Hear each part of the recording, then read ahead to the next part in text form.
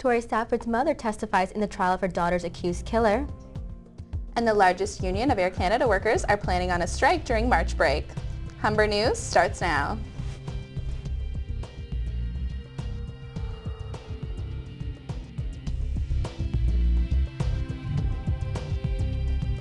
Hello, it's Wednesday, March 7th. Welcome to Humber News, coming to you from the Broadcast Center here at the North Campus. I'm Wendy Match. Thanks for joining us. And I'm Andrea Hall. Ahead on our show, we have all your news, sports, and entertainment highlights, as well as your 5-day weather forecast. But first, Wendy has our top story. The trial in the murder of Tori Stafford is in its third day today, and the jury will hear from the young girl's mother. Tara McDonald will be testifying about the day her 8-year-old daughter went missing. 31-year-old Michael Rafferty, the man accused of killing Stafford, has pled not guilty to the charges of first-degree murder, sexual assault causing bodily harm, and kidnapping. Terry Lynn McClintock has already pled guilty to the murder and was sentenced to life in prison. McClintock is expected to take the stand as a Crown witness. Yesterday, the jury heard an emotional testimony from Tori's third-grade teacher. The trial is expected to last several months. March break travelers could run into some turbulence next week as the largest union of Air Canada workers plan to strike.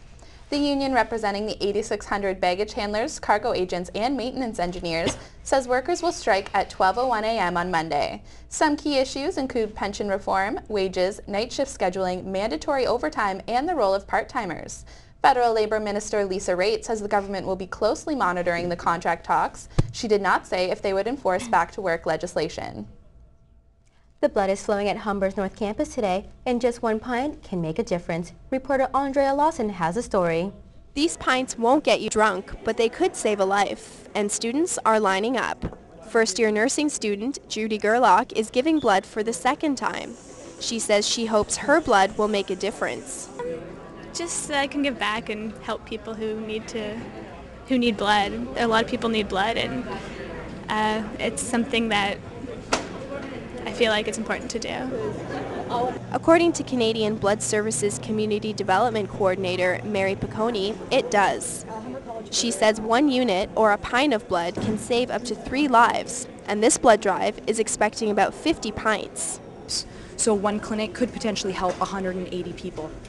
Piccone says Humber's diversity makes it a good place to collect donations. They get blood from all different parts of the world.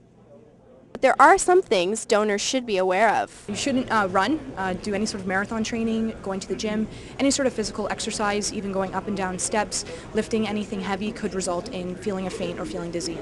The blood collected today will be shipped to the Blood Services headquarters in Brampton. There's no shortage of people. Students have until 3:30 today to give blood. There's also no shortage of snacks. Choices include bits and bites and cookies. Andrea Lawson, Humber News. Ontario Premier Dalton McGuinty says the Progressive Conservatives ought to respect the wishes of Toronto City Council when it comes to transit. PC leader Tim Hudak says he wants Toronto to build subways instead of light rail transit. Hudak says since Ontario is providing all the funding, the province should order the city to build subways, even if City Council votes for light rail. He says subways will make Toronto a world-class city and will attract new investments and more jobs.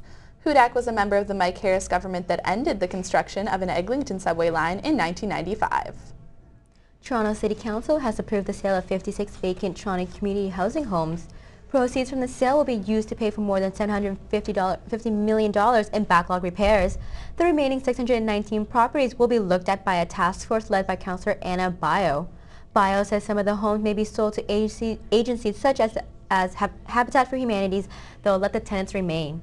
The group will report back in the fall to recommend ways to reduce the TCHC's repair backlog. Toronto Public Health says the demand for methadone has tripled in the last week.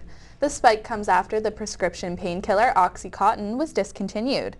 Methadone is among other drugs that are causing some concern for doctors.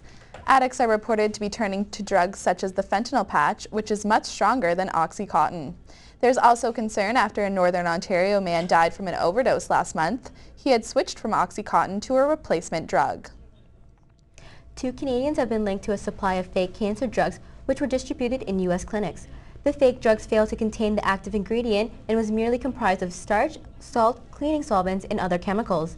One of the Canadians being investigated is a pharmacist in Winnipeg who sells drugs online for a low cost. Shipping the drugs from outside the states is a violation of the U.S. drug safety laws. Only drugs approved by the Food and Drug Administration may be imported. When we come back, we'll have more news from across the country and around the world. J.R. Bailey will have the sports news, and we'll have your weather forecast with Dylan McKenzie. Winter jacket or t-shirt weather. We're going to see hints of both summer and winter this week. Find out whether to bust out the poncho or the parka. Your 5-day weather forecast is coming up next.